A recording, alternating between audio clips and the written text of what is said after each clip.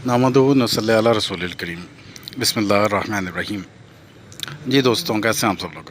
दोस्तों, आप लोगों को में से अक्सर लोगों ने हंगर आर्टिस्ट तो पढ़ी होगी।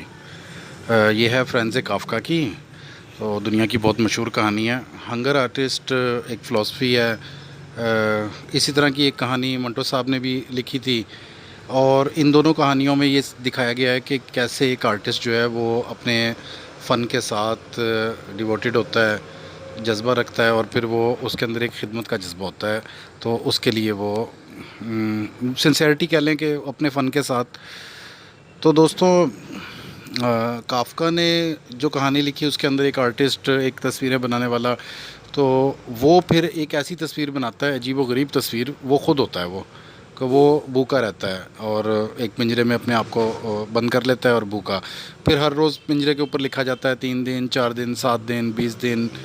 तो आखिरकार फिर वो एक होटल में उसको हायर कर लिया जाता है कि ये तो लोग काफ़ी इसको पसंद करने लगे हैं, इस आर्ट को, उसके भूखा रहने को।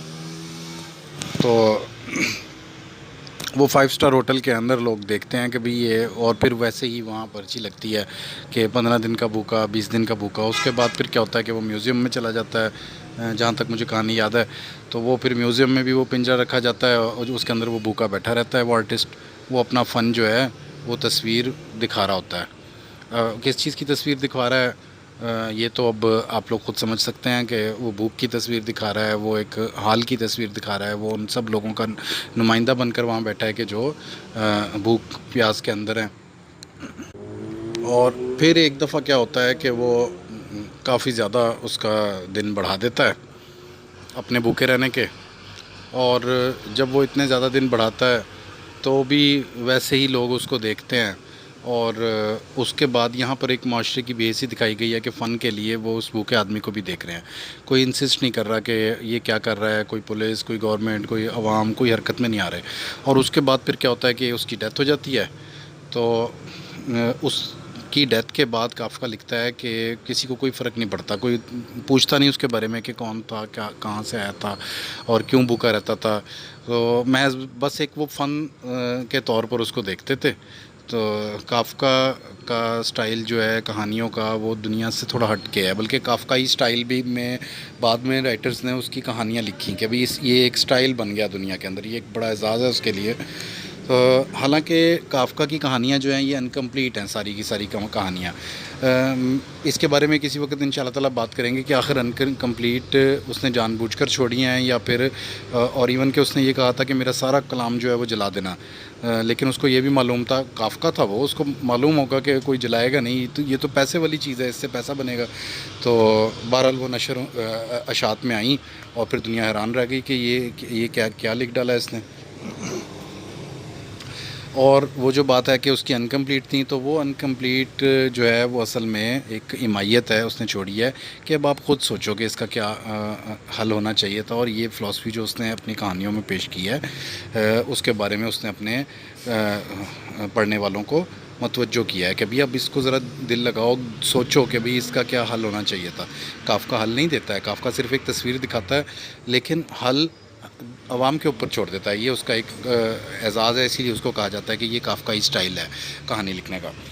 बहरहाल बहुत खूबसूरत कहानी थी, एक अच्छा थीम दिया मंटो साहब ने भी, तकरीबन इससे मिलता जुलता कि एक मियाँ बीवी वो आपस पहले शादीशुदा नहीं होते, फिर वो मिलते हैं, लेकिन अपने फ़न के साथ मोहब्बत होती है। वो आर्टिस्ट होते हैं, ये ड्रामा दिखाने वाले, और वो उसमें उसके उस फ़न के अंदर एक वो होता है, पेंटर होता है शौहर, और जो औरत होती है वो अपना ड्रामा आर्टिस्ट होती है, स्टेज ड्रामा।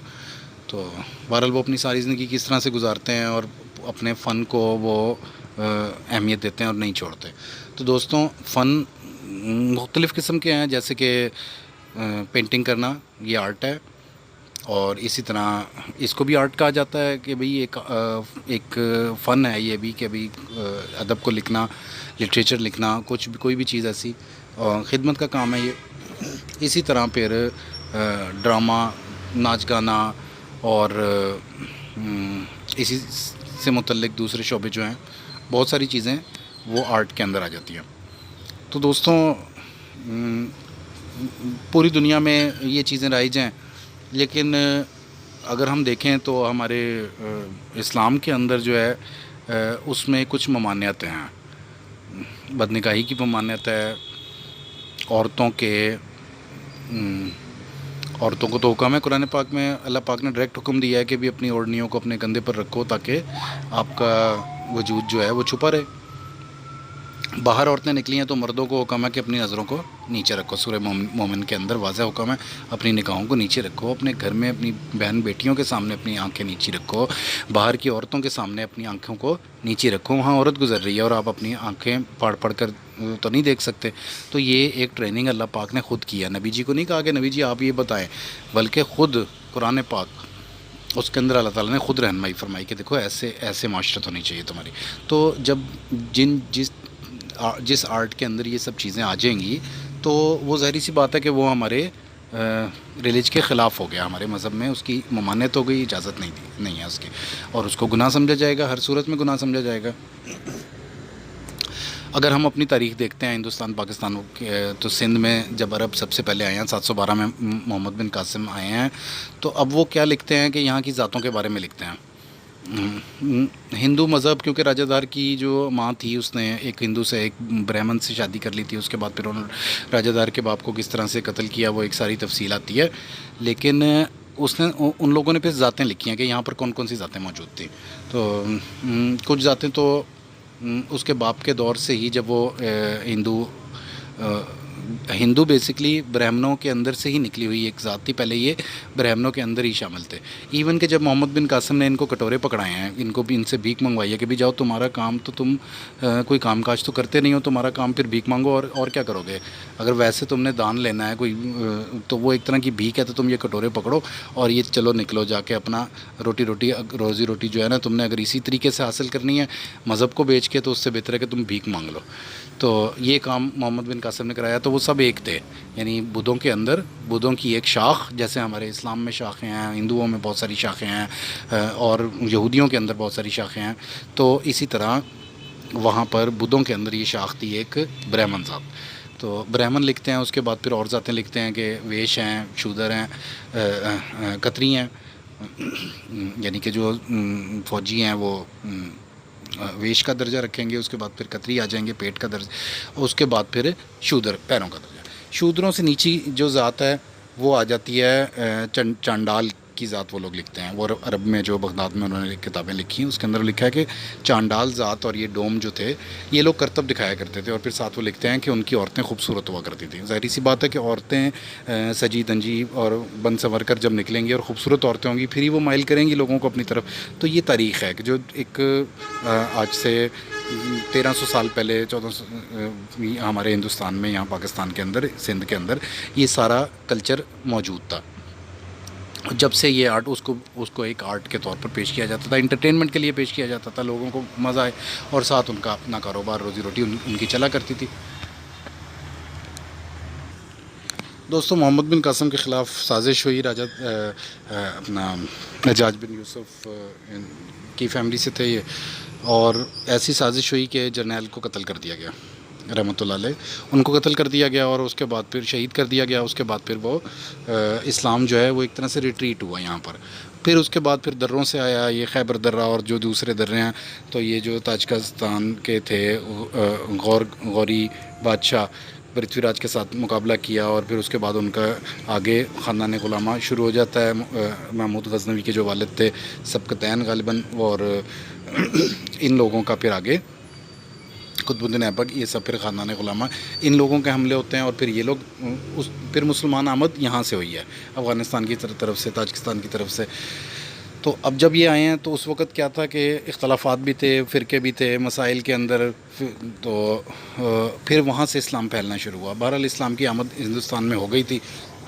پھر مسلمان بادشاہ آئے، زیادہ تر افغانستان سے آئے. بابر بادشاہ آیا ہے، شیر شاہ سوری آئے ہیں. اس کے علاوہ پھر نادر شاہ وغیرہ جو لوٹنے کے لیے دلی کو آئے ہیں. یہ سب بادشاہ مسلمان تھے. مغلوں کی حکومت بہت عرصہ رہی، تو اس حکومت میں اسلام کا کافی اثر رہا. اکبر بادشاہ تک تو تقریباً مکسا ہی رہا، اور اکبر بادشاہ کی مجبوری تھی کہ اس نے ہندوؤں کو ساتھ ملایا. بلکہ ہندوؤں کی کتابوں میں یہ تک لکھا ہے کہ یہ ہمارا برہمن بھائی ہے، یعنی کہ اپنے ساتھ جوڑ دیا انہوں نے، تو ایک مکس کر کے اس کا اپنا جو سپہ سالار تھا وہ بھی ہندو تھا اکبر کا، ایک مکس سا کلچر بنا دیا تھا. لیکن بزرگان دین جن میں شیخ احمد سرہندی رحمۃ اللہ علیہ کا بہت بڑا نام ہے، تو ان کی کوششوں سے بعد میں پھر جب جہانگیر بادشاہ بنا ہے تو اسلام کافی حد تک وہ ایک سٹیبل جیسا بھی تھا. جہانگیر بادشاہ ایک بہت میں نے اسٹڈی کیا ہوا ہے، لیکن وہ جیسے بھی جتنے بھی عیاش طبیعت کا بادشاہ تھا، لیکن بہرحال مسلمان اور پھر جو انصاف کی زنجیریں اس کی مشہور ہیں، تو جہانگیر کا یہ حساب رہا ہے. تو اور اسلام کا پھر بھی ایک اپنی اصل حالت کے اندر رائج ہو گیا تھا. اور پھر ایک کلچر ڈیولپ ہوتا ہے خاص طور پہ مسلمانوں میں، ایک پردے کا کلچر، کیونکہ اسلام میں جو حکم ہے وہ پھر ایک مسلمانوں نے اس کو اختیار کیا. ہاں، پنجاب کی بات کریں تو پنجاب کا کلچر یہ بنا کہ پنجاب کے اندر جو ڈریس تھا عورتوں کا، اس کے اندر دوپٹہ شامل ہے، آج تک شامل ہے ویسے جب سے لے کے. تو پنجاب کا ایک کلچرل کہہ لیجیے، اور باقی ہندوستان میں سارے میں ہم کہہ سکتے ہیں کہ اس کے اندر کوئی پنجاب کی کوئی بڑائی نہیں ہے، بس ایک کلچر بن جاتا ہے. جیسے کہ اس کی وجہ یہ ہے کہ مسلمانوں کے ساتھ وہ زیادہ تر رہتے تھے. سندھ میں آیا ہے، سندھ کے ساتھ اسلام سندھ سے ریٹریٹ ہوا ہے، کافی حد تک ریٹریٹ ہوا ہے، اور ادھر سے آیا ہے.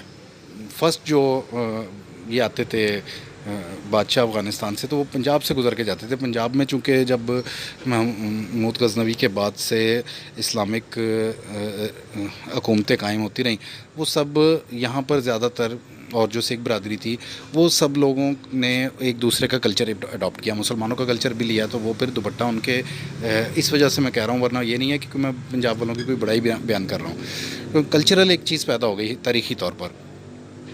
اور پھر بعد میں دلی میں بادشاہ رہا کرتے تھے، دلی میں بہت زیادہ زور رہا، مساجد بنی، اور وہ سارا کلچر پیدا ہوتا رہا ان علاقوں کے اندر. اب جو زیادہ تر میلوں ٹھیلوں کے اندر ہم نے ایسا نہیں سنا تاریخ کے اندر کہ جی کوئی ناچ گانے ہوا کرتے تھے. ہندو کلچر میں ہوا کرتے ہوں گے، لیکن یہاں پر زیادہ تر جو دیہاتی یا میلے وغیرہ لگنے کا کلچر تھا، وہاں پر زیادہ تر یہ پپٹس کو انٹرٹینمنٹ کے لیے ان کو ڈانس کروایا جاتا تھا. ہاتھ سے ایک شخص نے پکڑا ہوتا تھا، تو وہ پتلی تماشا کے ذریعے سے اس کو انٹرٹینمنٹ پورا کرتے تھے. اور پھر اورنگزیب کو ہم اچھی طرح سے جانتے ہیں کہ وہ انتہائی دیندار بادشاہ تھا، تہجد گزار تھا، نمازی تھا. تو اس نے بھی اسلام کو بہت زیادہ پھیلایا. اس دور سے لے کے آج تک وہ روح جو ہے ابھی تک مسلمانوں میں سے گئی نہیں ہے، کہ جو اصل ان کی حقیقت تھی ان کے پردے والی، اور کون سی چیز ٹھیک ہے، کون سی چیز ٹھیک نہیں ہے، اس کا جب سے رواج رہا ہے، اور وہ آج تک ان نسلوں کے اندر کئی ہزاروں سال گزرنے کے بعد، 1200 سال تقریباً کوئی 700-800 سال گزرنے کے بعد بھی وہ ابھی تک روح کی موجود ہے عوام کے اندر. پھر یہ ہوا کہ پاکستان ہندو مسلمان کا مسئلہ ہوا، الگ ہوئے، ایک الگ ملک بنا ہے. تو پاکستان میں مدارس کی تعداد، کثرت، اور پھر دین کا کافی زیادہ رجحان ہوا، اور وہ چیز ایک کلچر کے اندر بھی آئی، اور ساتھ ہی اپنے روحانی طور پر، کیونکہ دین کوئی نہ کلچر کا نام ہے، نہ سیاست کا، نہ کسی اور چیز کا. دین تو اپنے روحانی ایک چیز ہے نا، تو وہ روح بھی موجود رہی. اب یہ میں اپنے بڑوں کی بات کر رہا ہوں. پھر ایک دور آیا ہے، میں 1890 کی بات کر لیں، 1990 کی بات کر لیجئے، تو 90s تک وہ لوگ ایک نسل اور قسم کی تھی جو اسی کلچر کو فالو کر رہی تھی، اسی اپنے دینی لحاظ سے. تو اور پھر ایکوپمنٹس نہیں تھیں، چیزیں نہیں تھیں ایسی. تو دوستوں پھر 90s کے بعد ڈش وغیرہ کا کلچر آیا، اور پھر ایک دوسرے کے کلچر، جیسے پاکستان انڈیا پاکستان کا کو دیکھا کہ بھئی یہ لوگ کیسے اپنا زندگیاں گزارتے ہیں اور انٹرٹینمنٹ کیسے حاصل کرتے ہیں، میڈیا پر انٹرٹینمنٹ کیسے حاصل کرتے ہیں. پہلے تو میڈیا تھا نہیں، ٹی وی بہت مہنگے ہوا کرتے تھے، تو کوئی 50% آبادی کے پاس تو ٹی وی تھا بھی نہیں. ریڈیو کے اوپر لوگ زیادہ تر سنا کرتے تھے، اس میں بھی سانگز وغیرہ سن لیے لوگوں نے. تو جب یہ ٹی وی آیا اور پھر وی سی آر کلچر آیا، پھر یہ فلم انڈسٹری کا ایک بڑا زور رہا. سینما تو تھا، سینما کا ایک تھا، لیکن سینما کا یہ تھا کہ کبھی مہینے بعد کبھی لوگ یعنی سنا ہے بزرگوں سے کہ کبھی عید کے اوپر کبھی جا کر کوئی فلم دیکھ لیا کرتے تھے. تو اس قسم کا یہ رہا. اس کے جو آرٹسٹ ہوتے تھے ان کے لوگوں کو نام ان کو ہیرو سمجھا گیا. ان کو ظاہر سی بات ہے ان کو انٹرٹینمنٹ دے رہے ہیں ان کو ایک, تو لوگ ان کو اچھا سمجھتے تھے کہ بھئی یہ ہیں. ان کے نام تک یاد ہوا کرتے تھے ہیروئنس کے اور ہیروز کے.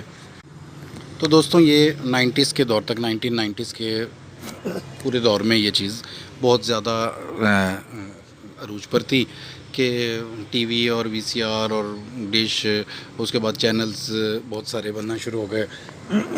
تو ظاہر سی بات ہے کہ انہوں نے پھر اپنا انٹرٹینمنٹ کے لیے زیادہ سے زیادہ کوئی چیز دکھانی تھی, کیونکہ پیسہ تھا. ایڈورٹائزمنٹ ریڈیو سے نکل کر آخر ٹی وی میں آئی تھی, تو کیونکہ ٹی وی چلتا رہے ایڈورٹائزمنٹ پر ہے, تو زیادہ سے زیادہ ہر ایک نے مقابلہ بازی میں زیادہ سے زیادہ انٹرٹینمنٹ دینے کی کوشش کی. اس کے اندر پھر ایک نیا کلچر ڈیولپ ہونا شروع ہوا تھا بھی ہے. پھر بہرحال وہ لوگ پھر بھی بہت باحیا اور پرہیزگار لوگ, میں کہوں گا ان لوگوں کو کہ آج کل کے دور کے حساب سے دیکھیں تو ہم اپنے بزرگوں کو پرہیزگار کہیں گے کہ وہ لوگ بہت زیادہ انوالو نہیں تھے, نہ مینٹلی انوالو تھے, نہ ان کو کوئی بہت زیادہ اس کا بھائی یہ ہے کہ کبھی کبھار اور زیادہ سے زیادہ یہ ہوتا تھا کہ رات کو خبریں سن لیں, اور ان لوگوں کو اتنا اس چیز کا شوق بھی نہیں تھا نظر آتا تھا.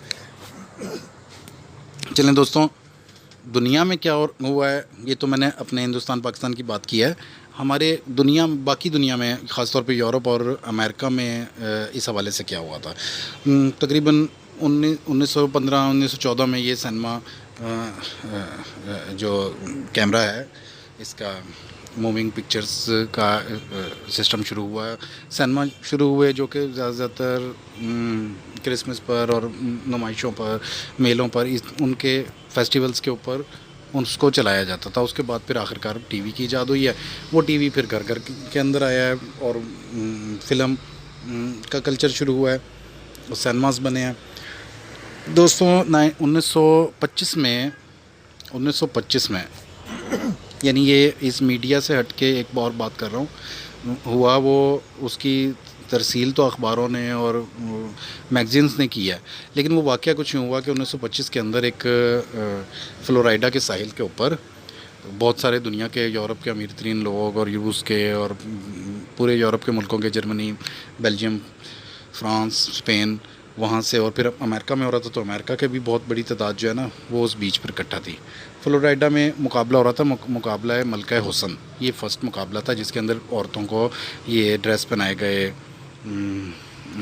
فش والے, یہ جو جل پری ہوتی ہے جل پری کے ڈریس پہنائے گئے, اور مقابلہ ہوا. وہ مقابلہ ایک غالباً ایک شادی شدہ عورت نے جیت لیا کہ بھئی یہ ملکہ حسن ہے, اس کی یہ سب سے زیادہ حسین عورت ہے.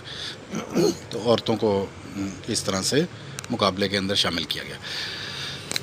اس کے بعد جو عورت یہ جیتی تھی اس کے بعد پھر میگزینز اور اخباروں میں پروڈکٹس والے ان کی ایک پکچر کے لیے کہ بھئی یہ ملکہ حسن ہے, اس کی پکچر ہماری پروڈکٹ پہ لگ جائے تو ہمارا تو برانڈ بہت زیادہ ہٹ ہو جائے گا. لوگ کہیں گے بھئی ملکہ حسن جو ہے اس کے اوپر موجود ہے. تو یہاں سے کام شروع ہوتا ہے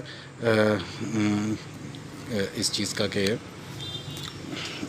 عورتوں سے چیزوں کو, پروڈکٹس کو بکوایا گیا کمپنیز کے تھرو. وہ سلسلہ ایسا آگے بڑھا کہ پھر ہر چیز ہی عورت نے بیچی. آج بھی عورتیں ہی بیچتی ہیں, صرف وہ لکس کا صابن عورتیں ہی بیچتی ہیں. وہ جب سے لے کر آج تک, اور پھر وہ پوری دنیا میں وہ کلچر پھیل گیا. ہمارے یہاں بھی ایسے ہی ہے.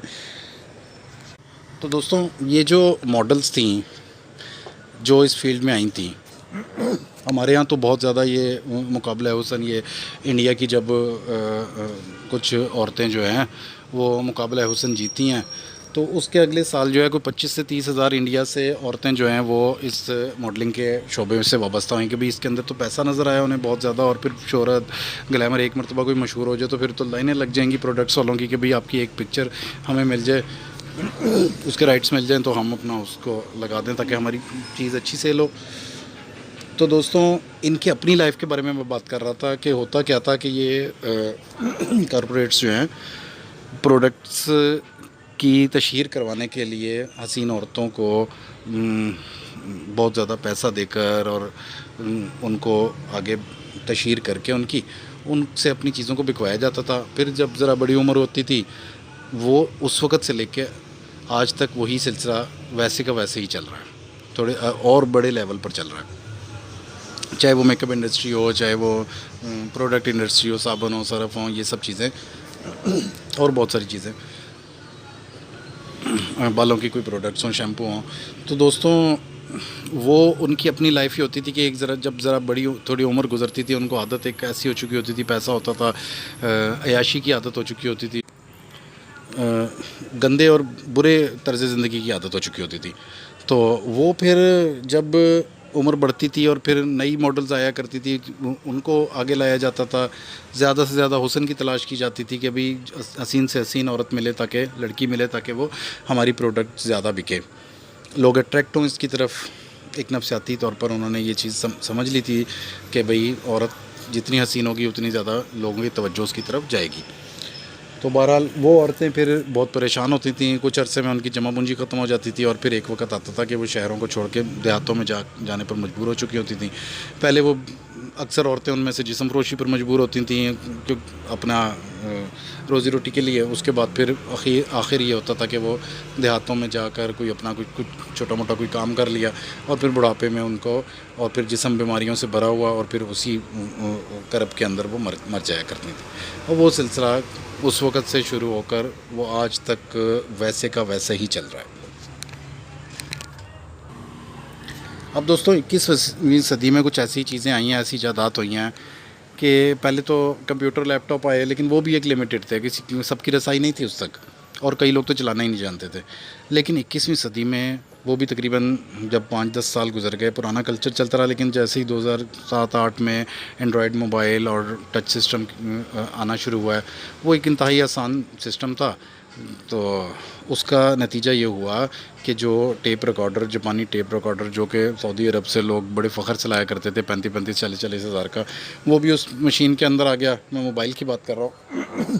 اس موبائل کے اندر وہ بھی آ گیا. اس کے بعد پھر جو وی سی آر لایا جاتا تھا، جس کو لگا کر ٹی وی کے ساتھ اٹیچ کر کے، دو چیزیں، ٹی وی چاہیے اور وی سی آر چاہیے، دونوں کی قیمت بہت زیادہ. پرانے دور کی کرنسی کے حساب سے آپ اندازہ لگا لیں کہ اگر 25,000 کا ٹی وی ہے تو 15,000 کا 20,000 کا وی سی آر ہے، پھر جا کر ایک فلم دیکھنے کے قابل ہوں گے. تو وہ آسانی سے موبائل کے اندر وہ چیز بھی مل گئی، ٹی وی بھی مل گیا، وی سی آر بھی مل گیا، اور ٹیپ ریکارڈر بھی مل گیا. یہ سب چیزیں جب اکٹھی ہوئی ہیں تو ابھی بھی کوئی ایسا بہت زیادہ فرق نہیں پڑا تھا. وہی سب چیزیں جو ٹی وی پر دیکھتے تھے وہ موبائل میں میسر آ گئی تھیں. لیکن اب دوستوں اس سے اور آگے بڑھتے ہیں. تو 2015-16 کی بات ہے کہ پھر یہ ایپس رائج ہونا شروع ہوئی. مثال کے طور پر فیس بک ہے، یہ 2004-5 میں 6 میں بنی ہوگی، لیکن وہ بھی اتنی مشہور نہیں ہوئی تھی. یوٹیوب ہے، وہ اسی دور میں بنا ہے، لیکن وہ بھی اتنا مشہور نہیں تھا. لوگوں کو پتہ ہی نہیں تھا کہ یہ ایپس جو ہیں. لیکن آخر کار کیا ہوا، انہوں نے ایسے طریقے اختیار کیے، فیس بک نے ایسے طریقے اختیار کیے کہ بھئی اس کے اندر سائیکالوجی والوں کو بلا کر کے بھی کس طرح سے لوگ اس پہ اٹریکٹ ہوں گے. ایک شخص کو مینشن کیا جائے اور پھر اس کی پورے پیج کو دیکھا جائے، اس کی ہر پوسٹ کو دیکھا جا سکتا ہے. کوئی ٹیگ کرے، دوسرے کو پتہ لگے کہ یار اس نے ٹیگ کیا ہے، تو ایک نفسیاتی عمل شروع ہوتا ہے کہ بھئی یہ تو شاید میرے اندر انٹرسٹڈ ہے. کوئی اگر لڑکی کر لیتی ہے کسی لڑکے کو، یا کوئی لڑکا کسی لڑکی کو کرتا ہے، بار بار وہی سلسلہ چلتا ہے، تو وہ ایک ذہنی اٹیچمنٹ پیدا کرنے کی اس میں کوشش کری. یہ ایک ان کا ایک خاص طریقہ ہے اپنی آپ کو چلانے کے لیے، اس کی مارکیٹ بنانے کے لیے. ان چیزوں کو استعمال کر کے آہستہ آہستہ لوگوں میں اس کی مقبولیت بڑھنا شروع ہو گئی. اور اس کا انجام پھر کیا ہوا ہے کہ وہ تقریباً ہر کوئی عادی سا ہو گیا اس کا، اور عادت پڑ گئی لوگوں کو اس کو استعمال کرنے کی. تو اب وہ پرانا دور ختم ہو کے اب نئے دور میں داخل یہاں پر جا کر ہوتے ہیں تقریباً 2017-18 میں. اور اس کے بعد انتہا یہ ہوئی کہ ان ایپس نے یہ کہہ دیا کہ جی اگر آپ اتنے ویوز حاصل کر لو، اتنے لوگ آپ کو دیکھ لیں، اتنا وہ جو، تو آپ کو پیسہ بھی ملیں گے. یوٹیوب لے لیجئے، فیس بک لے لیجئے.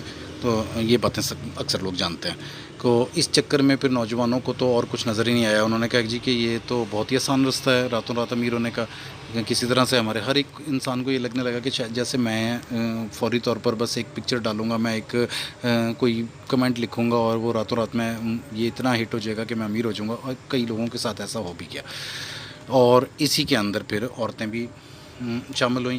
پھر بلا یہ ہوئی کہ اس کو بلا ہی کہہ سکتے ہیں نا ٹک ٹاک کو. ایک چائنیز ایپ آئی ہے، نام سنا ہے، کبھی زندگی میں کبھی اس کو کھول کے نہیں دکھا کہ یہ ہوتی کیا ہے، لوگوں سے سن رکھا ہے. تو ابھی فیس بک چل رہی تھی, فیس بک کے ہر خبروں کے اندر واقعات آ رہے تھے. کوئی لڑکی نکل گئی ہے, کسی لڑکے کے ساتھ انوالو ہو کے اس کو ڈھونڈنے کے لیے گئی ہے اڈے کے اوپر, وہ لڑکا نہیں آیا, اور اگر کوئی آئے ہیں تو لڑکے اس کو ورگلا کر اس کو لے گئے ہیں اور اٹھا کے ہی لے گئے ایک طرح سے, کسی کی بہن بیٹی کو. وہ اپنے نفسیات کے اندر اتنی زیادہ پاگل ہو گئی کہ وہ نکل گئی گھر سے. اس طرح کے واقعات ابھی آ رہے تھے. اور پھر اس کے بعد پھر ایک ٹرینڈ آیا ٹک ٹاک. ٹک ٹاک کے اندر ہر شخص, چاہے کوئی مزدور ہے, چاہے کوئی مستری ہے, چاہے کوئی موٹر سائیکل پیچکس پکڑ کے کھڑا ہوا ہے, وہ بھی اپنے آپ کو ایسا ظاہر کر رہا ہے کہ جیسے اپنے دیہات کا بہت بڑا چودھری ہے, اور اچھے کپڑے پہن کے, اچھا میک اپ کر کے, فلٹر لگا کے, اور کیا چیزیں جو سن رکھی ہیں لوگوں سے کہ کیا اس نے خوبصورتی دکھا کر, اور عورتوں نے بھی اس کے اندر بڑھ چڑھ کر حصہ لیا اپنے کلچر کو نہ سمجھتے ہوئے. ایک نئی جنریشن آئی ہے نا, اب بزرگ لوگوں کا تو میں نے کہا کہ وہ پھر بھی نیک تھے, اس کے بعد کے لوگ بھی نیک تھے کہ بھی وہ اتنا زیادہ انوالو نہیں ہوئے تھے. لیکن یہ ایپس کا کمال ہے کہ انہوں نے پھر آخرکار نیک رہنے نہیں دیا, بھول گئے کہ بھئی آخر اللہ پاک ہمیں کیا کہتے ہیں. اسلام مسلمانوں کی بات کریں, چلیں دنیاوی نقصانات بھی بہت زیادہ ہیں, لیکن دنیاوی نقصان میں سب سے جو ٹاپ پہ نقصان ہوگا وہ ہوگا بے چینی کا. کچھ دیکھیں نا, اپنے ذہن کو اپنے کاموں سے ہٹا کر کسی ایسی جگہ پر مبتلا کر لیا اپنے آپ کو جہاں دھیان ہی اس طرف کو ہے. ہر وقت بس اسی سوچ ہے, وہی خیال ہے, وہی اور بس مزہ بھی ملتا رہے اور ساتھ ساتھ کوئی ہمیں اس کا کوئی اجر بھی ملتا رہے, یہ کہہ لیجئے. وہ آپ سمجھ گئے ہوں گے کہ میں کیا کر رہا ہوں. تو دوستوں, ان ایپس کا ایک نقصان یہ ہوا کہ نوجوان نسل کے اندر ایک اپنے آپ کو اچھا سمجھنے کی بیماری آ گئی.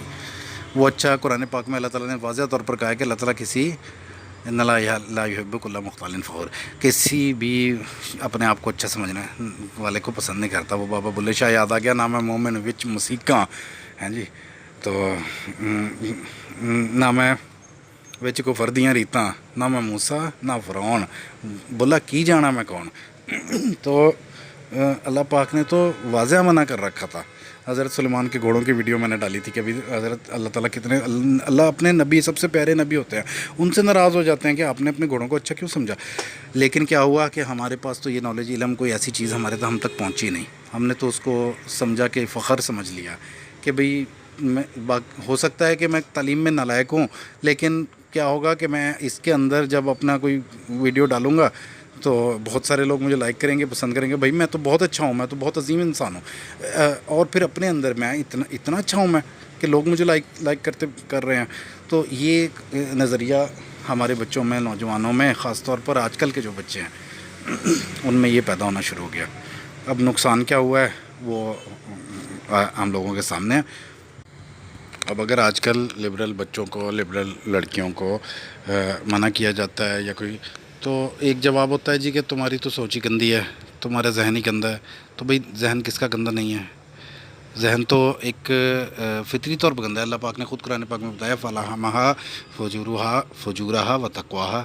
میں نے تو دونوں چیزیں ڈالی ہیں اور برابر کی بیلنس. تو ہمارے تو پیدا ہونے کا مقصد ہی یہی ہے کہ بھئی اس کو کنٹرول میں رکھو. کون نفسیاتی طور پر کون کہے جی کہ میں نبی ہوں, میں درویش ہوں, ولی ہوں.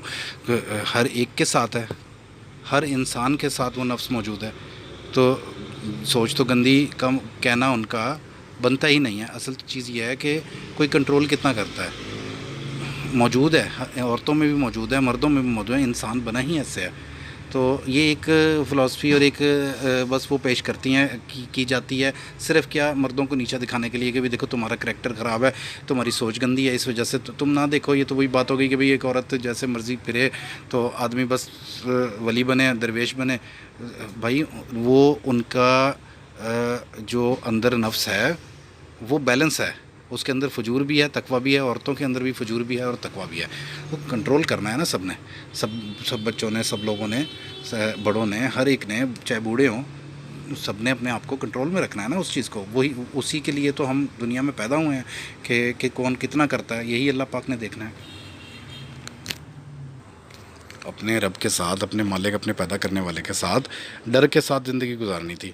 لیکن وہ ڈر, وہ علم ہی ہمارے اندر نہیں رہا, بیسک علم ہی نہیں رہا کہ یہ تو ہم گناہ کریں. اور پھر ایسا گناہ کہ جو ایک ٹک ٹاک کی ویڈیو, وہ 1 लाख बंदा देख रहा है, 1 करोड़ देख रहा है, यहाँ पर खुश हो रहे हैं जी, व्यूज़ बढ़ गए, कहीं खुश हो रहे हैं, पैसे बढ़ गए।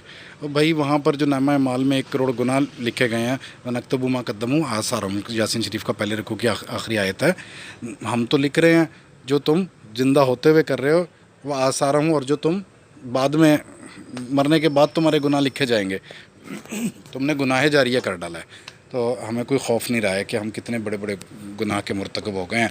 और फिर जैसे कि मैंने अर्ज़ की कि आखिरकार कोई आर्ट वाले हों, भाई अच्छे आर्ट की तरफ आओ। होना तो ये चाहिए, डोपामिन चाहिए ना, खुशी चाहिए आम इंसानों के लिए, आर्टिस्ट की बात नहीं कर रहा। तो भाई अच्छा, अब मैं कहता हूँ कुरान पाक की तिलावत कर लो, देखो कहीं ज़्यादा डोपामिन मिलेगा, कहीं ज़्यादा सुकून मिलेगा। वजह क्या है कि भाई हमने एक एक्टिविटी की है, एक औरत खाना पकाती है, उसको डोपामिन मिलता है कि भाई मैंने एक चीज़ ईजाद किया। उसने खाना नहीं बनाया, उसने असल में उस टाइम वो वाला खाना इस टाइम ईजाद किया है, चाहे उसने सैकड़ों दफ़ा पहले, लेकिन कई ये नहीं हो सकता कि उसका टेस्ट पहले से, ये एक न्यू ईजाद है, ये उसको खुशी मिलेगी।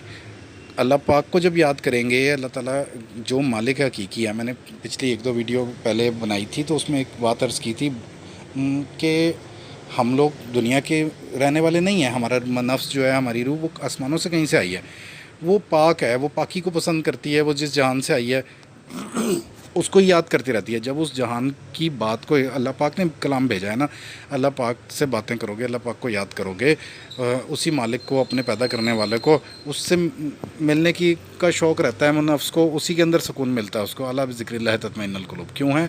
क्योंकि इंसान है ही नहीं, दुनिया का इंसान तो आया ही वहीं से है, उसी जहान को, उसी अपने रब को याद, जिस नूर का हिस्सा है उसको याद करके इंसान ने खुशी तो वहाँ से मिलेगी। तो कहीं ज़्यादा खुशी उससे हासिल हो सकती है, इत्मीनान हासिल हो सकता है, ये बेचैनियाँ नहीं हो सकती। अब क्या है कि अपने आप को आग लगा ली, दिल के अंदर बेचैन कर डाला, अपने ख्वाहिशात के ताबे हो गए, और अपना बस मुझे ये चीज़ मिल जाए, मुझे ये मिल जाए, इस चक्कर के अंदर जो है ना अपने हकीकत को, असल को भूल गए, और ये हमारा क्या नुकसान करी है इसको भी हम लोग भूल गए। अल्लाह ताला हमें माफ़ रखे। तो भाई ख़ास तौर पर अब ये जो वाक़यात हो रहे हैं मुल्क के अंदर, कभी कोई बच्चा जाता है, कभी कोई आपस में टिकटॉकर आपस में एक दूसरे को कत्ल कर देते हैं, मर्द कि भाई मैं पसंद करता हूँ उस औरत को, उस टिकटॉकर को, सामने नज़र आ रही है ना वो नाच गाना करते हुए, जिस्म दिखाते हुए, तो मैं पसंद करता हूँ उसकी शहवत, उसका नफ्स जो है उसको राग़ब कर रहा है उस औरत की तरफ, तो वो दूसरे आशिक को मार डालता है। ये वाक़यात अभी हुआ है ना, पिछले साल की बात है। उसके बाद क्या होता है जी कि फिर कोई वाक़या हमें सुनाई देता है कि जी फ़लाने टिकटॉकर को मार डाला, बच्ची को घर के अंदर जाकर। भाई दोनों ही गलत है। वो टिकटॉक बना रही है, वो भी गलत है। देखो, एक हलवा पड़ा हो ना, कोई मिठाई पड़ी हुई हो, अब कितनी देर कोई रुकेगा? हैं, सामने लाकर रख दो। एक शेखुल हदीस का बयान याद आ गया मुझे अचानक से। वो कहते थे कि कीलें जो है ना, इनको लाके, चलो छोड़ो दीन को भी, इस टाइम वो देखो शेख साहब बात कितनी बड़ी कर रहे हैं कि कीलें लाकर जो है ना वो ऐसे फेंक दी जाती हैं। वो लिफाफे में कीलें लाएँ, वो ज़मीन पे फेंक दी। जबकि सोना जब लाया जाता है तो उसको डब्बे में रखा जाता है, उसको सेफ़ में रखा जाता है, फिर ताली लगाया जाता है, फिर अलमारी का बाहर से दरवाज़ा बंद करके उसको ताला लगाया जाता है, भाई ये ज़रा सेफ़ रहे, किसी की नज़र में ना आए। तो इस्लाम ने तो औरतों को ये मुकाम दिया था, इतना मुकाम दिया था। क्यों दिया था? ये पर्दा, ये क्या चीज़ है? ये सेफ़ है, तो वो सेफ़ दिया था, लेकिन उसको हमने अपने हाथों पमाल कर डाला, उतार के फेंक दिया। ना बाप बोलने वाला, ना भाई बोलने वाला, तुम कम नज़र हो, तुम्हारी सोच गंदी है, ऐसे अल्फाज उनको कह के चुप करा के बिठा दिया। अल्लाह ताला हमें बचाए रखे, हमें अपने दीन की सही समझ बूझ अता फरमाए, हमें दुनियावी तौर पर भी समझ अता फरमाए कि ये हमारे लिए किस कदर नुकसानदेह, नफसियाती तौर पर हमारे सुकून को ख़राब करने वाली चीज़ क्या है। और फिर दीनी लिहाज से अगर अल्लाह ताला की मोहब्बत है, अल्लाह ताला का खौफ है, उस क़यामत के मैदान का खौफ है। कल मैं अर्ज़ कर रहा था ना, कल्ला इज़ा दुक्कतिल अर्ज़ु दक्कन दक्का वजा रब्बुका वल मलकु सफ़्फ़न सफ़्फ़ा वजीअ यौमइज़िन बिजहन्नम यौमइज़िन यतज़क्करुल इंसानु व अन्ना लहु ज़िक्रा यक़ूलु या लैतनी क़द्दमतु लिहयाती फ़यौमइज़िन ला युअज़्ज़िबु अज़ाबहु अहद। अब भाई, अब कहाँ एक खुदा जो अज़ाब देने वाला ना, उसके अलावा तुम्हें अकेला रब होगा जो किसी को कोई सज़ा दे सकेगा, देगा।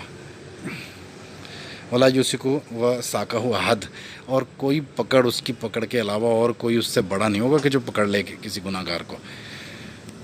तो दोस्तों, अल्लाह ताला से दुआ करते हैं کہ اللہ تعالیٰ ہمیں نا ان گندے کاموں سے بچا لے. اور یہ جو ہم فیم نظر آتا ہے اور یہ جو ہمارے نفسیاتی طور پر یہ پیدا ہو گیا نا شہرت کا اور اچھا سمجھنے کا اور پھر پیسے کا اور پھر یہ تو ہیرو میرا، یہ ہیروئن بہت اچھی، ان کو ہم نے اپنا بڑا بنا دیا کہ بھئی بڑے سے مراد یعنی اپنے ذہن میں ان کو ان کا مرتبہ بڑا کر دیا کہ بھئی یہ تو بہت اچھی چیز ہے. بھئی یہ تو وہ لوگ اپنا پیسہ کما رہے ہیں اپنی زندگی، اور پھر پیسہ بھی کیا، جب وہ عمر ڈھلے گی، جب کام ختم، سب کچھ ختم، دلدل وقتی طور پر تو بندہ اتر رہا ہوتا ہے، تر رہا ہوتا ہے، وہ سمجھتا ہے کہ میں تر رہا ہوں، لیکن وہ دلدل گہرائی سے گہرائی میں لے جاتی ہے. پھر باہر آنے کا موقع نہیں ہوتا ہے. عمر ڈھلے گی، وقت ختم ہوگا، اس کے بعد کیا ہوگا کہ زوال آئے گا. زوال میں بھوکے مریں جو مرضی ہو. کتنے واقعات ہیں آرٹسٹوں کے. اللہ تعالیٰ ہمیں نا اپنا خوف عطا فرمائے. سب سے بڑھ کر ہے کہ خوف، اگر ہم اس خوف کو ہی جان لیں گے. اول تو ہم جانتے نہیں ہیں نا. اب جہنم کا خیال نا بجلی کی طرح نہیں گرتا ہمارے اوپر. وہ قیامت کا میدان بجلی بن کر نہیں گزرتا. ہوئے ہوئے ہوئے کھڑا تو ہم سب نے ہونا ہے نا اس جگہ کے اوپر. قبریں پھٹ جائیں گی. وَإِذَا الْقُبُورُ بُعْثِرَتْ، جا کے تو کھڑے ہونا ہے نا وہاں پر. اللہ تعالیٰ سے دعا دو دوستوں مجھے اجازت دیجیے. اللہ تعالیٰ سے دعا ہے کہ اللہ تعالیٰ ہمیں اپنا خوف عطا فرمائے. ہم لوگوں کو صحیح سمجھ بوجھ اگر اللہ تعالیٰ عطا فرما دیں گے نا، ہمارا رخ صحیح ہو جائے گا. ہمارے بچے بھی بہت اچھے ہیں، ہمارے لوگ بہت اچھے، والدین بھی بہت اچھے. میں کسی کو برا نہیں کہتا، تو ہماری خواہشات اچھی نہیں ہیں دوستوں. اللہ تعالیٰ ہمیں اس سے بچائے رکھے. بہت بڑے شاعر کا شعر ہے، بہت بڑے شاعر کا شعر ہے جی. لڑکیاں پڑھ رہی ہیں انگریزی. اب اس کو، یہ پنجابی زبان کی لینگویج ہے. کہنے والے سیالکوٹ کے رہنے والے تھے. وہ پنجابی لینگویج کا جو گرامر ہے نا، وہ اس طرز کے اندر بات ہو رہی ہے. اس کا ترجمہ ہم یوں کریں گے کہ لڑکیوں نے سیکھ لیے ہیں انگریزی سٹائل. لڑکیاں پڑھ رہی ہیں انگریزی، ڈھونڈ لی قوم نے فلاح کی راہ. علامہ اقبال کیا کہتے ہیں؟ لڑکیاں پڑھ رہی ہیں انگریزی، ڈھونڈ لی قوم نے فلاح کی راہ. یہ ڈرامہ دکھائے گا کیا سین، پردہ اٹھنے کی منتظر ہے نگاہ. السلام علیکم دوستوں.